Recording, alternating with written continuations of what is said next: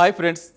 పండ్లు కూరగాయలపై పురుగుమందుల అవశేషాలుంటాయనేది మనందరికీ తెలిసిన పాత విషయమే. కానీ ఆ విషయం కేవలం పండ్ల మీద ఉండటమే కాదు, మనం తిన్న కొద్దిసేపటికే మన రక్తంలోకి మూత్రంలోకి కూడా చేరుతుందని ఇప్పుడు శాస్త్రవేత్తలు ల్యాబ్ రిపోర్ట్స్తో సహా నిరూపిస్తున్నారు. మనం ఆరోగ్యకరం అనుకుని తినే ఆహారమే మన శరీరంలో ఒక కెమికల్ కాక్టైల్ ఎలా నింపుతుందో ఇప్పుడు చూద్దాం. ఈ విప్లవాత్మక పరిశోధనను అమెరికాలో ఎన్విరాన్మెంటల్ వర్కింగ్ గ్రూప్ శాస్త్రవేత్తలు నిర్వహించారు. దీనికి సంబంధించి పూర్తి వివరాలు international journal of hygiene and environmental హెల్త్లో ప్రచురితమయ్యాయి. డాక్టర్ అలెక్సిస్ టెమ్కి నేతృత్వంలో బృందం దాదాపు 2000 మందిపై జరిపిన పరీక్షల్లో మన ఆహారపు అలవాట్లు మన శరీరంలో విషపూరిత రసాయన స్థాయిలు ఎలా డిసైడ్ చేస్తున్నాయో బయటపెట్టింది. అసలు మన శరీరంలో విషం ఉందని ఎలా తెలిసింది?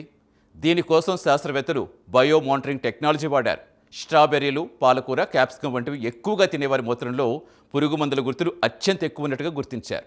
ముఖ్యంగా ఆర్గనోఫాస్ఫేట్లు, పైరెథ్రాయిడ్స్ వంటి ప్రమాదకర రసాయనాలు మనం తిన్న కొద్దిసేపటికే మన బాడీ సిస్టంలో చొచ్చుకుపోతున్నాయని ఈ స్టడీ నిరూపించింది.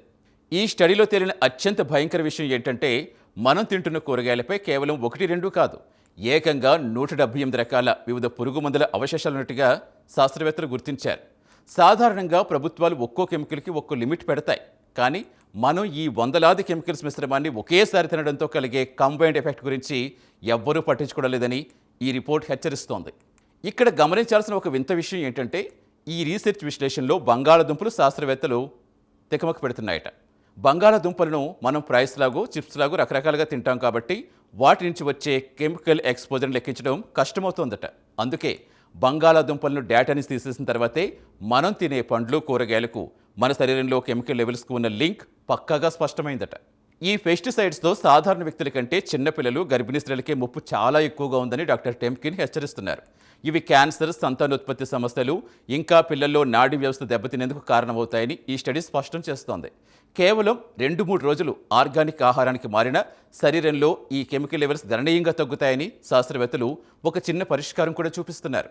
చూస్తారుగా, మనం పండ్లు తింటున్నాము అనుకుంటున్నాం, కానీ ఆ పండ్ల రూపంలో పురుగు మందుల్నే తాగేస్తున్నామని ఈ రిపోర్ట్ తేల్చేస్తుంది. సామాన్యుల ఆరోగ్యం కంటే వ్యాపార లాభాలే ముఖ్యమనుకునే ఈ కాలంలో మనం ఏది తింటున్నామో పక్కాగా తెలుసుకోవటం మన బాధ్యత. సైన్స్ మన ముందుకు తెచ్చిన ఈ హెచ్చరిక సీరియస్గా తీసుకోవాల్సిన అవసరం ఉంది. ఈ స్పెషల్ ఫీచర్పై మీ అభిప్రాయాలు కామెంట్ రూపంలో తెలపండి. వీడియో నచ్చితే లైక్ చేసి ఛానల్ సబ్స్క్రైబ్ చేయండి.